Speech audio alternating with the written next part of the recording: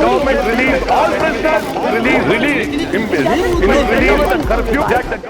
विदाई समारंभ तो है ही है, जा रहे हैं साथी, लेकिन जैसे बंगाली में कहते हैं आमी आशी, या गुजराती में कहते हैं आवजो, कम अगेन। वैसे कहते तो बाय बाय, लेकिन कहते कम अगेन। तो एक प्रकार से हम तो यही चाहेंगे, come again. You come again. प्रधानमंत्री नरेंद्र मोदी ने ये बात राज्यसभा से रिटायर हो रहे सांसदों के लिए गुरुवार को कही। खैर, वो आए या ना आए, हम फिर आ गए हैं। मैं हूं सौरभ और आप देख रहे हैं हमारा खास शो संसद में आज, जिसमें हम राज्यसभा और लोकसभा का डेली का बहीखाता आपके सामने रखते हैं। तो आज के शो में राज्यसभा के 72 सांसदों की रुखसती से जुड़ी खबरें हैं, उनके अनुभव की बातें हैं, तो मनरेगा को लेकर सोनिया गांधी और मोदी सरकार के मंत्रियों के बीच तकरार भी है। तो शुरू करते हैं राज्यसभा से जा रहे 72 सांसदों से, जिनका आज आखिरी दिन था। ऐसे में उन्होंने अपने अनुभव साझा किए। पूर्व प्रधानमंत्री इंद्र कुमार गुजराल के बेटे और अकाली दल के सांसद नरेश गुजराल ने वो बातें साझा की जो उनके पिता ने पहले दिन संसद में आने के पहले उनसे कही थी। नए सांसदों समेत सभी नेताओं को ये बातें सुननी चाहिए ताकि पता चल सके कि सदन में क्या करना चाहिए और क्या नहीं। Sir, I am also reminded of the first day that I came to Parliament, and my late father, Shri I.K. Gujral, gave me some gyan. And he said there are certain rules. Number one, never be rude to anybody, even in the face of the gravest provocation. Number two, never make personal remarks against anybody. Number three, never be afraid to speak up your mind. Number four, protest when you have to, but do not disrupt the House. And last but not the least, never enter the well of the House. Sir, I've tried to follow his advice, but if inadvertently I've hurt somebody's feelings, I would ask for forgiveness.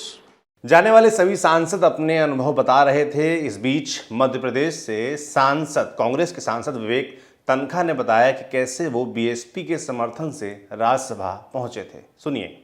I must thank my party leader Sonia ji. I thank my party and my friends from Madhya Pradesh who worked very hard to ensure that I reached Rajya Sabha at that time. और उसमें Satish Mishra ji, who's my old colleague as an advocate general, and Mayawati ji also played a very major role. Those 5 votes made all the difference which could bring me to the Rajya Sabha. इन सबके बीच PM Modi ने संसद में कहा कि अनुभवी सांसदों के जाने से दूसरे सांसदों की जिम्मेदारी बढ़ जाएगी। जब अनुभवी लोग जाते हैं उनके लिए यहाँ बहुत कहा जाएगा, लेकिन जब अनुभवी नहीं यहाँ है तब जो है उनकी जिम्मेवारी जरा और बढ़ जाती है। वो जो अनुभव की गाथा यहाँ छोड़ के गए हैं, जो बाकी यहाँ रहने वाले हैं, उनको उसको आगे बढ़ाना होता है। और जब वो आगे बढ़ाते हैं तो सदन की ताकत को कभी कमी महसूस नहीं होती है। बाद में पीएम मोदी ने उन सांसदों के साथ तस्वीरें भी खिंचाई जिनका आज फेयरवेल था। कांग्रेस अध्यक्ष और सांसद रायबरेली से सांसद सोनिया गांधी ने मनरेगा का मुद्दा उठाया। उन्होंने कहा कि कोरोना की वजह से मनरेगा स्कीम की जरूरत और बढ़ गई है, लेकिन सरकार ने बजट कम कर दिया। सुनिए। महात्मा गांधी नरेगा, जिसका कुछ साल पहले कई लोगों ने मजाक उड़ाया था, उसी मनरेगा ने कोविड और बार के लॉकडाउन में प्रभावित करोड़ों गरीब परिवारों को ठीक समय पर सहायता प्रदान करते हुए सरकार के बचाव में एक सार्थक भूमिका निभाई है। फिर भी मनरेगा के लिए आवंटित बजट में लगातार कटौती की जा रही है, जिसके कारण काम मिलने और समय पर मजदूरी के भुगतान की कानूनी गारंटी कमजोर पड़ रही है। इस साल मनरेगा का बजट 2020 की तुलना में 35% कम है, जबकि बेरोजगारी लगातार बढ़ रही है। बजट में कटौती से कामगारों के भुगतान में देरी होती है, जिससे माननीय सुप्रीम कोर्ट ने फोर्स्ड लेबर माना है। लेकिन पहले गिरिराज और बाद में अनुराग ठाकुर ने कहा कि ये आंकड़े गलत हैं। पहले के मुकाबले मनरेगा का बजट बहुत बढ़ा है, इसलिए ये आरोप सही नहीं है। सुनिए। इन्होंने जो सदन में विषय को रखा है वो पूर्ण रूपेण तथ्यों से परे है। मैं इसका जवाब दूंगा, एक एक जवाब दूंगा। 33,000 करोड़ केवल 13-14 में बजट था और आज 1 लाख करोड़ और 1,12,000 करोड़ हुआ है। ये हमें आईना दिखाने की कोशिश न कोई करे। जैसा माननीय मंत्री जी ने कहा कि 2013-14 तक तो यूपीए की सरकार के समय जो बजट होता था उतना भी खर्च नहीं होता था, मात्र 30,000 करोड़ रुपया खर्च नहीं करते थे। लेकिन आपदा के समय मोदी जी की सरकार ने 1 लाख करोड़ रुपए से ज्यादा का बजट का प्रावधान करके दिया था। मोदी जी की सरकार ने 1,11,000 करोड़ रुपया एक ही साल में दिया। इनके समय कभी नहीं हुआ। इनके समय केवल भ्रष्टाचार के आंकड़े जो मंत्री थे उनके भी क्षेत्र में आते थे।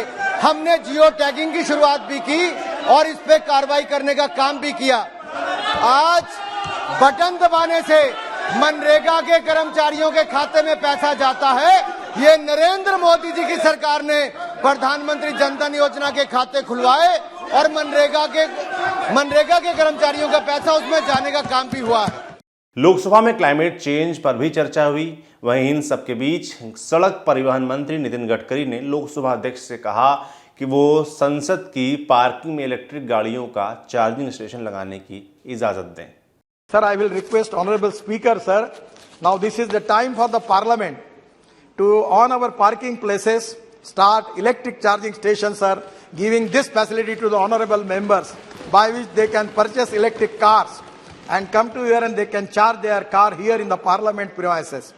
Sir, every government premises we are expected to giving the facility in the parking system for charging. And sir, I am sure that...